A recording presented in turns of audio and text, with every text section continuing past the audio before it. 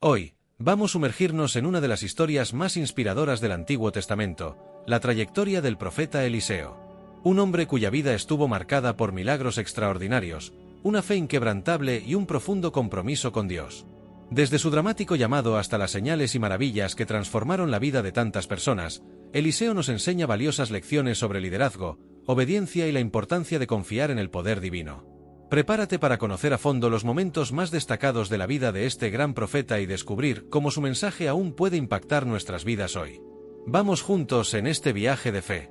Si amas la palabra de Dios, suscríbete al canal para que este vídeo alcance a más personas y sean bendecidas como tú a través de esta historia. Imagina un día común en la vida de un hombre llamado Eliseo. Estaba en el campo, arando la tierra con 12 yuntas de bueyes. Era un trabajo duro, que requería fuerza y paciencia, pero era la vida que él conocía.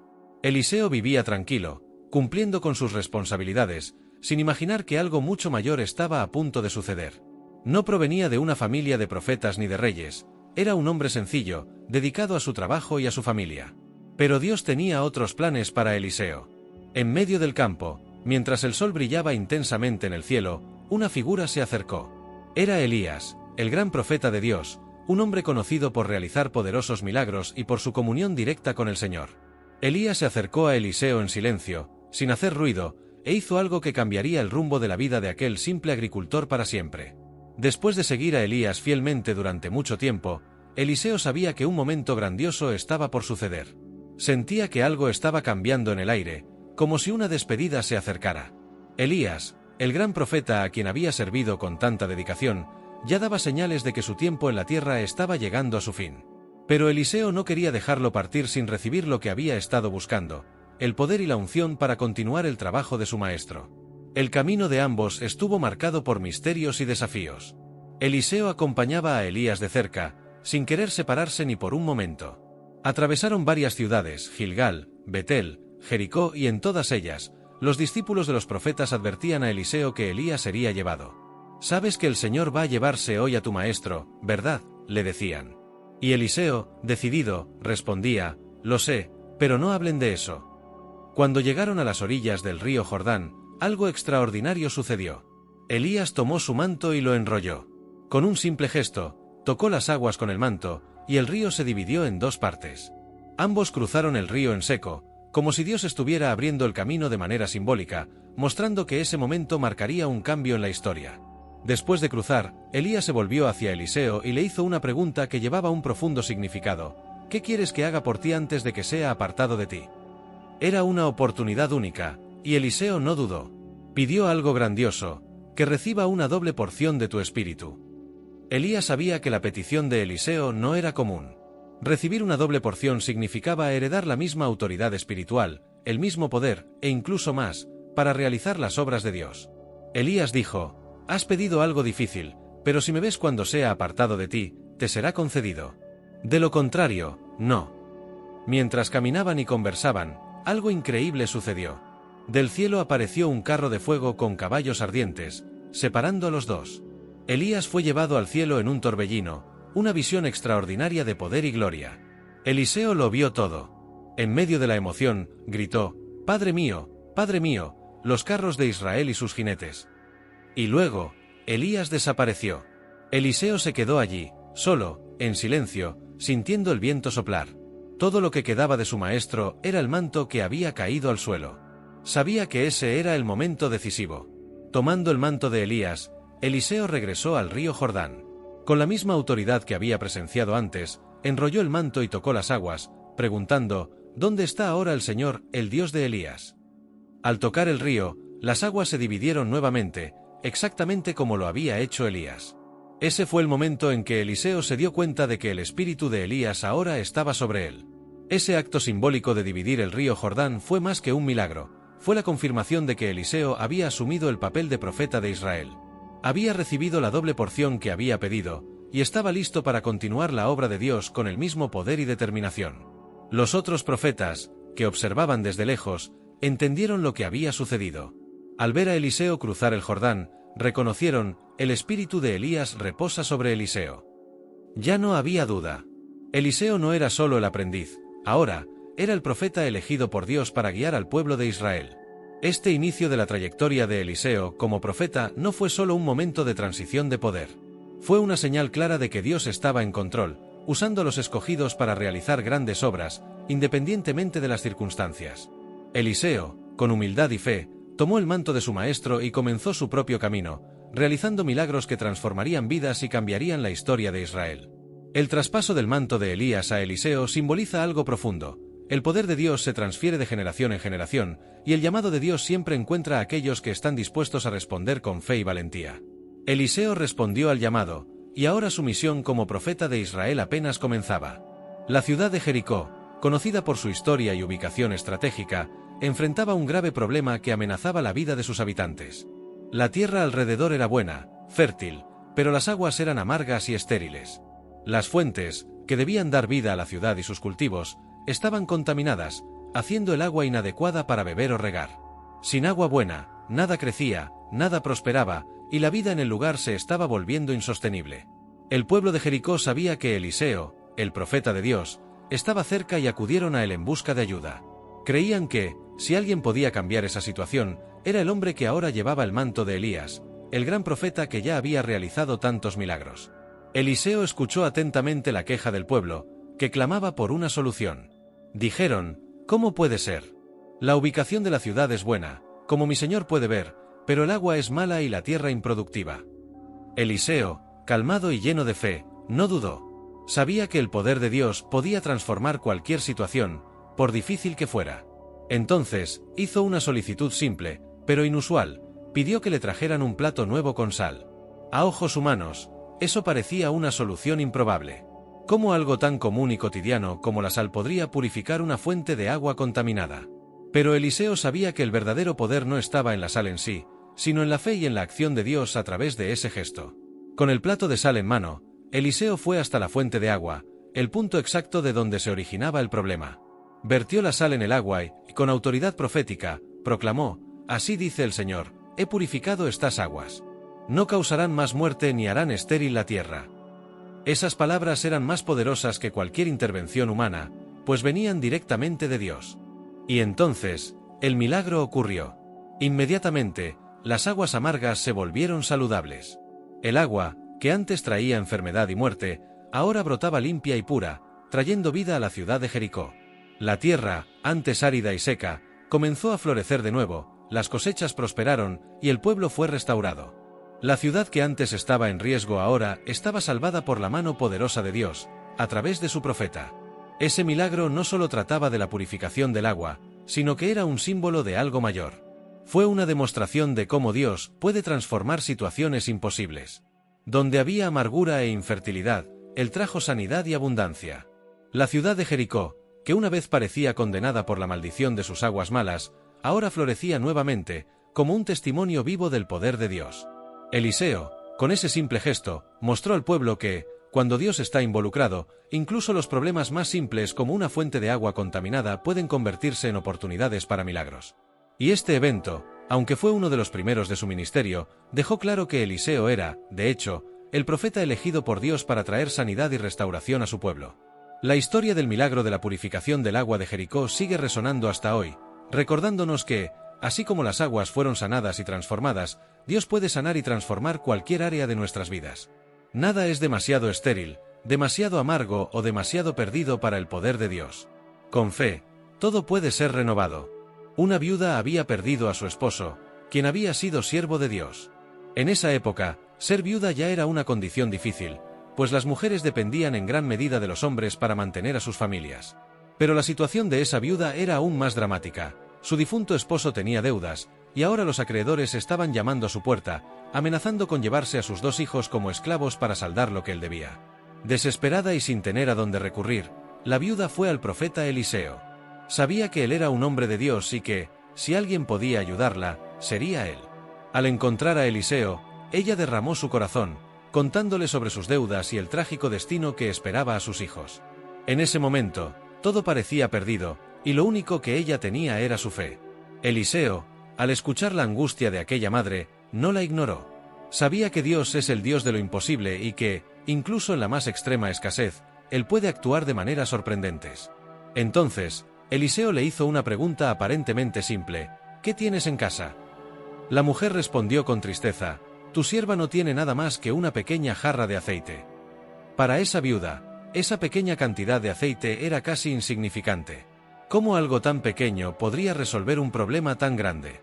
Pero Eliseo, guiado por la sabiduría divina, sabía que Dios podía usar hasta el más mínimo recurso para hacer algo grandioso. Entonces, le dio una instrucción curiosa y llena de fe. Ve y pide prestadas muchas vasijas, de todos tus vecinos. No pidas pocas.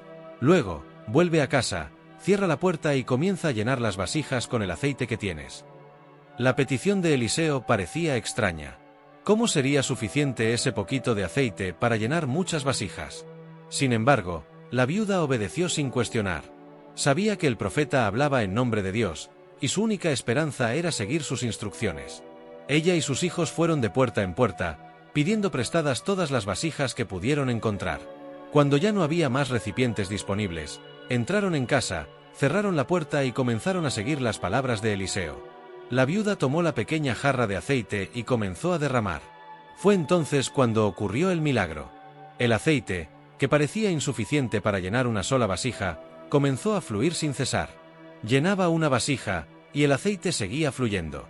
Llenaba otra, y aún así, el aceite no se acababa. Los hijos traían más y más vasijas, y el aceite seguía fluyendo. Cada recipiente se llenaba hasta el borde, y la pequeña jarra de aceite parecía inagotable. La viuda y sus hijos quedaron maravillados con lo que estaba sucediendo ante sus ojos. Todas las vasijas prestadas estaban llenas de aceite, y solo entonces, cuando ya no había más vasijas disponibles, el aceite dejó de fluir. Esa pequeña jarra se había transformado en una abundancia que ella nunca podría haber imaginado. La viuda, aún emocionada, regresó a Eliseo para contar lo que había sucedido.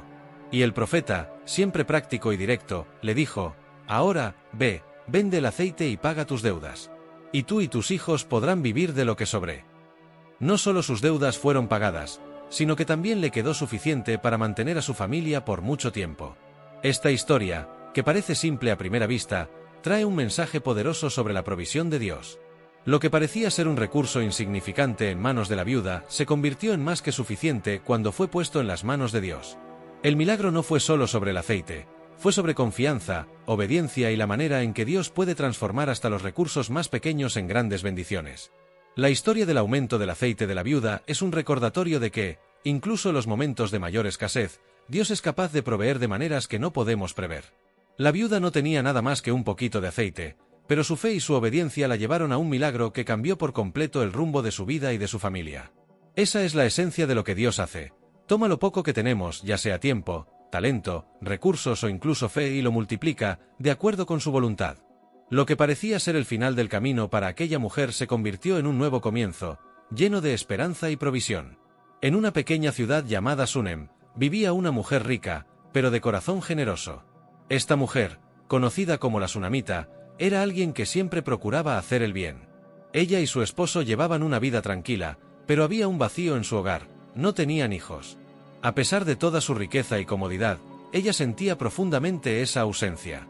Un día, el profeta Eliseo pasó por Sunem, y la Sunamita, al percatarse de que él era un hombre de Dios, insistió en que se detuviera en su casa para descansar. Eliseo, cansado de su viaje, aceptó la invitación. La hospitalidad de aquella mujer fue tan grande que, desde ese día, cada vez que Eliseo pasaba por la ciudad, ella lo recibía en su casa, ofreciéndole comida y alojamiento. Con el tiempo, la Sunamita decidió hacer aún más. Habló con su esposo y sugirió que construyeran una habitación especial para Eliseo, para que siempre tuviera un lugar cómodo cuando estuviera en Sunem. Construyeron un pequeño cuarto con una cama, una mesa, una silla y un candelabro, ofreciendo al profeta un espacio de descanso cada vez que pasara por allí. Eliseo se sintió profundamente conmovido por la generosidad y bondad de aquella mujer. Quería retribuirle de alguna manera, así que un día llamó a su siervo Giezi y le dijo, «Ella ha hecho tanto por nosotros, ¿qué podemos hacer por ella?». Eliseo le preguntó a la Sunamita si necesitaba algo, tal vez una recomendación ante el rey o el comandante del ejército, pero ella, humilde, respondió que no necesitaba nada. Estaba satisfecha con su vida simple. Sin embargo, Giezi, observando más de cerca la vida de aquella mujer, se dio cuenta de su mayor deseo: no tenía hijos, y su esposo ya era anciano. Al escuchar esto, Eliseo fue directo. Llamó a la Sunamita y, con palabras de profecía, le dijo: Por esta época, el año que viene, tendrás un hijo en tus brazos.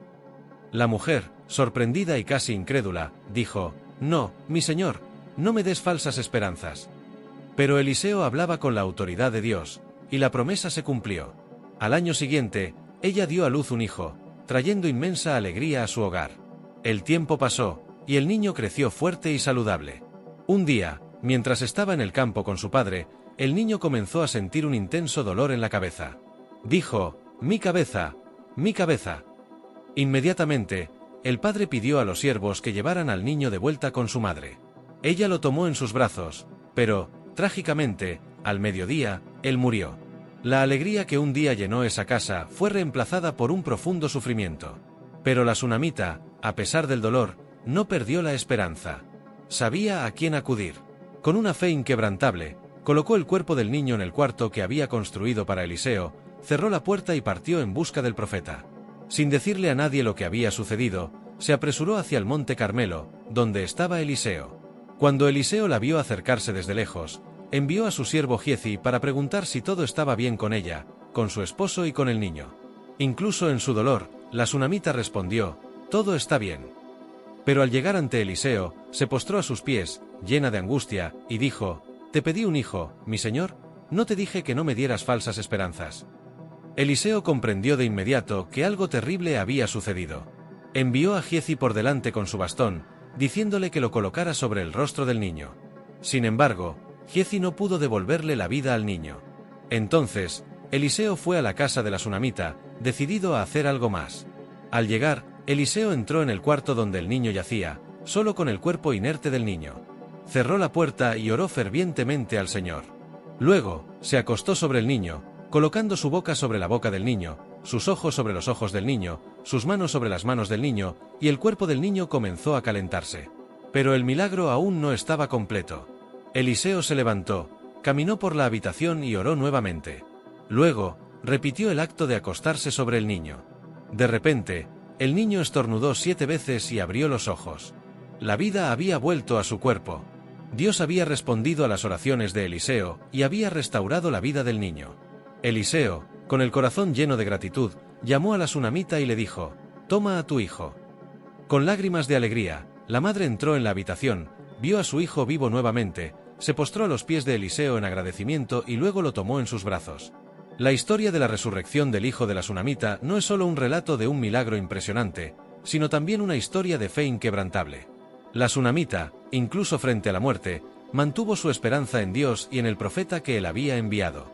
Y Eliseo, como fiel siervo de Dios, demostró que, con fe, hasta la muerte puede ser vencida. Esta historia nos enseña que, incluso cuando todo parece perdido, Dios tiene el poder de restaurar lo que ha sido quitado. El hijo de la sunamita fue resucitado, y la alegría volvió al corazón de esa madre, probando una vez más que nada es imposible para Dios. La historia de Naamán comienza en tierras lejanas de Israel, en el reino de Siria. Naamán era un hombre poderoso, el comandante del ejército sirio. Ocupaba una posición de gran prestigio y respeto, y su rey confiaba en él para liderar sus tropas en importantes batallas. Sin embargo, a pesar de todo su poder, riquezas y honores, Naamán enfrentaba una situación que ni su estatus ni su dinero podían resolver. Sufría de lepra, una enfermedad terrible e incurable en aquella época. La lepra no solo corroía el cuerpo, sino que también aislaba a las personas, causando vergüenza y alejamiento social. A pesar de su poder militar, Naamán se encontraba impotente ante esta enfermedad. Sabía que, si no se hacía nada, la lepra destruiría su vida. Pero, en medio de su angustia, surgió una pequeña esperanza. Entre los sirvientes de su casa había una joven israelita que había sido capturada durante una de las incursiones sirias en Israel. Esta muchacha, aunque era esclava en una tierra extranjera, mostró compasión por su señor. Un día le dijo a la esposa de Naamán: si mi señor buscara al profeta que está en Samaria, él lo curaría de la lepra. Esas palabras, dichas por una simple sierva, plantaron una semilla de esperanza en el corazón de Naamán. Sabía que la cura no podía venir de los médicos o curanderos sirios, pero quizás, en Israel, había algo diferente, algo divino. Con esa esperanza renovada, Naamán fue a ver a su rey, quien le autorizó a ir a Israel en busca del profeta. El rey de Siria incluso escribió una carta al rey de Israel pidiendo que Naamán fuera sanado. Con la carta en mano, Naamán partió hacia Israel, llevando consigo muchos regalos, plata, oro y vestimentas finas. Llegó al palacio del rey de Israel, pero al leer la carta, el rey se angustió. Rasgó sus vestiduras y exclamó: «¿Soy yo Dios, para matar y dar vida? ¿Cómo puedo curar a un hombre de la lepra?». El rey no sabía qué hacer y temía que esto fuera una provocación de Siria para iniciar una guerra. Pero Eliseo, el profeta de Dios en Israel, se enteró de la situación. Con calma y confianza, envió un mensaje al rey, diciendo: «¿Por qué te has alterado? Envía al hombre a mí, y él sabrá que hay un profeta en Israel». Entonces Naamán partió con su comitiva hacia la casa de Eliseo, esperando ser recibido con grandes ceremonias y ser sanado de manera espectacular. Sin embargo, al llegar, Naamán se sorprendió. Eliseo ni siquiera salió de su casa para recibirlo. En cambio, envió a un mensajero con una instrucción sencilla: «Ve y lávate 7 veces en el río Jordán, y tu carne se restaurará y quedarás limpio». Esperaba que el profeta saliera a su encuentro, hiciera oraciones especiales, tal vez imponiendo las manos sobre él o realizando algún gesto grandioso. Además, el río Jordán le parecía indigno. Naamán se quejó: «¿No son los ríos de Damasco, el Habaná y el Farfar, mejores que todas las aguas de Israel? ¿Por qué debo lavarme en este río sucio?». En su indignación, Naamán estaba a punto de regresar a casa sin obedecer la simple instrucción. Pero sus sirvientes, con sabiduría, le dijeron: «Padre mío, si el profeta te hubiera pedido algo difícil, ¿no lo habrías hecho? Cuanto más cuando solo te dice que te laves y quedes limpio». Estas palabras hicieron que Naamán entrara en razón. Se dio cuenta de que la respuesta a su curación residía en la humildad y la obediencia. Naamán fue entonces al río Jordán, se sumergió una vez, luego otra y otra más. 7 veces se sumergió en las aguas, tal como el profeta había ordenado. Y en la 7ª inmersión, sucedió algo milagroso. Su piel, antes manchada, herida y corroída por la lepra, quedó completamente restaurada. Su carne se volvió como la de un niño, limpia y saludable. El poder de Dios se manifestó de manera simple pero grandiosa. Naamán quedó maravillado y profundamente agradecido. Volvió a la casa de Eliseo para dar las gracias y ofrecer regalos, pero el profeta rechazó cualquier pago. Eliseo quería dejar claro que el milagro no era obra humana, sino una demostración del poder de Dios. Naamán, conmovido por lo que había experimentado, declaró: «Ahora sé que no hay Dios en toda la tierra, sino en Israel». Desde ese momento, Naamán se comprometió a adorar solo al Dios de Israel. Pidió permiso para llevar consigo un poco de tierra de Israel, para poder, incluso en su tierra natal, adorar al Señor. Su vida fue transformada no solo por la curación física, sino por un encuentro genuino con el poder y la misericordia de Dios. Esta historia del milagro de la curación de Naamán nos enseña profundas lecciones sobre la fe, la humildad y la obediencia. Naamán, un gran comandante, tuvo que reconocer que su curación no estaba en sus propias manos ni en su estatus, sino en la obediencia a una simple instrucción de Dios. Muchas veces, las soluciones a nuestros mayores problemas pueden parecer demasiado simples o por debajo de nuestras expectativas, pero cuando confiamos en Dios y obedecemos su palabra, pueden suceder milagros. La curación de Naamán fue un poderoso recordatorio de que Dios no hace acepción de personas. Ya sea un comandante sirio o una humilde viuda, todos están bajo la mirada cuidadosa y compasiva de Dios. Ahora, imagina un grupo de jóvenes profetas, discípulos de Eliseo, que vivían una vida dedicada a la enseñanza y al aprendizaje de las cosas de Dios. Vivían juntos en una escuela de profetas, un lugar sencillo pero lleno de fe. Un día, se dieron cuenta de que el lugar donde vivían se estaba quedando pequeño para albergarlos a todos, y decidieron construir un nuevo lugar, más espacioso, a orillas del río Jordán. Llenos de entusiasmo, le pidieron a Eliseo que los acompañara en esta jornada de expansión. Eliseo, como siempre, humilde y dispuesto, aceptó la invitación. Así, partieron hacia el río, llevando sus herramientas para cortar madera y construir la nueva morada. Cada uno de los discípulos participaba en el trabajo. Cortaban árboles con hachas, preparando los troncos para la construcción. Fue un día de trabajo intenso, pero también de mucha alegría. No solo estaban construyendo un nuevo espacio físico, sino también fortaleciendo la unidad y la fe entre ellos. Sin embargo, ocurrió algo inesperado. Uno de los jóvenes, mientras cortaba un árbol, se llevó un gran susto. El hacha que estaba usando, prestada por otra persona, salió volando de sus manos y cayó al agua. Lo peor de todo es que la hoja del hacha era de hierro, un metal valioso y pesado que, al tocar las aguas profundas del Jordán, se hundió de inmediato. El joven se desesperó. Sabía que no podía pagar por el hacha perdida, ya que era una herramienta prestada. Para él, el problema parecía no tener solución. ¿Cómo recuperar una herramienta de hierro que se había hundido en el fondo del río? Además de la deuda que ahora tendría que enfrentar, estaba angustiado por perder algo que no le pertenecía. Corrió hacia Eliseo, con el corazón afligido, y exclamó: «¡Ah, señor mío! Era prestada». Su voz reflejaba la desesperación de alguien que enfrentaba una situación que parecía imposible de resolver. Pero Eliseo mantuvo la calma y, con la sabiduría que venía de su intimidad con Dios, le preguntó: «¿Dónde cayó el hacha?».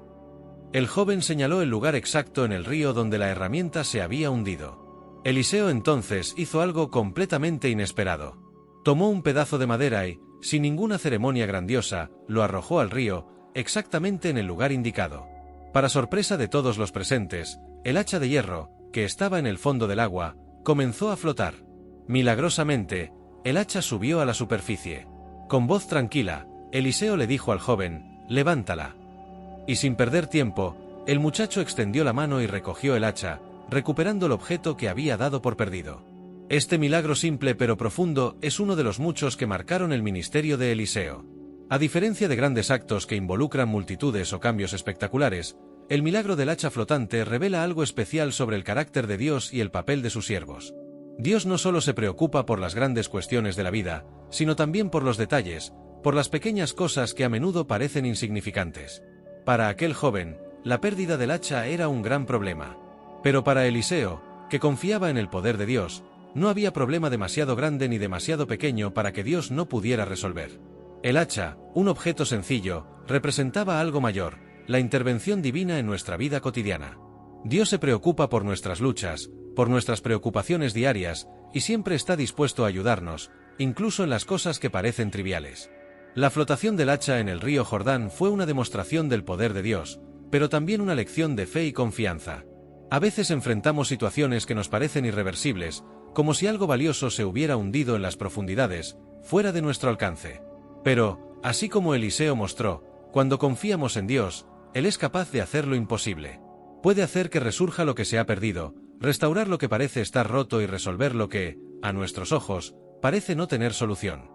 Esta historia simple pero poderosa nos recuerda que Dios está presente en todos los momentos de nuestra vida, incluso en los detalles más pequeños. Si confiamos en Él, podemos ver su mano obrando milagros, tanto en las grandes como en las pequeñas cuestiones.